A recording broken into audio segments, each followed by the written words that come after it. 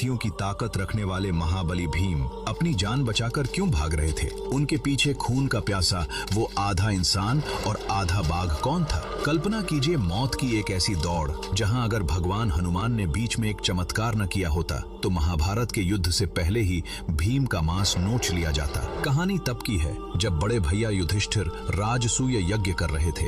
इस यज्ञ के लिए हिमालय से पुरुष मृग को बुलाना जरूरी था, जो महादेव का सबसे खूंखार भक्त था। जब भीम उसे बुलाने गए तो उस बाघ मानव ने शर्त रखी, मैं आऊंगा लेकिन हमारे बीच दौड़ होगी। अगर तुम मुझसे पहले अपने राज्य की सीमा पार कर गए तो बच जाओगे, लेकिन अगर मैंने तुम्हें रास्ते में पकड़ लिया तो तुम्हें जिंदा खा जाऊंगा। और शुरू हुई मौत की दौड़।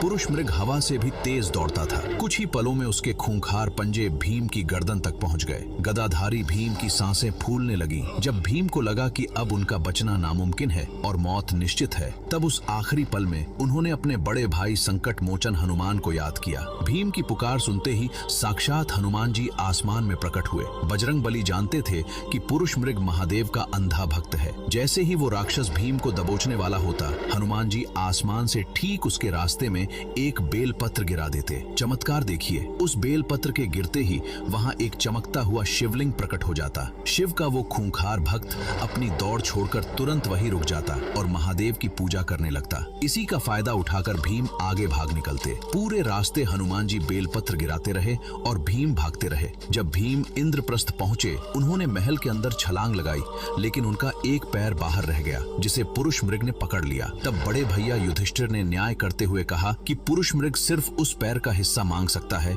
जो बाहर है। युधिष्ठिर के इस धर्म और न्याय को देखकर वो खूंखार राक्षस शांत हो गया और उसने भीम को छोड़ दिया। हनुमान जी की बुद्धि और युधिष्ठिर के धर्म के लिए कमेंट्स में जय बजरंगबली और हर हर महादेव जरूर लिखें।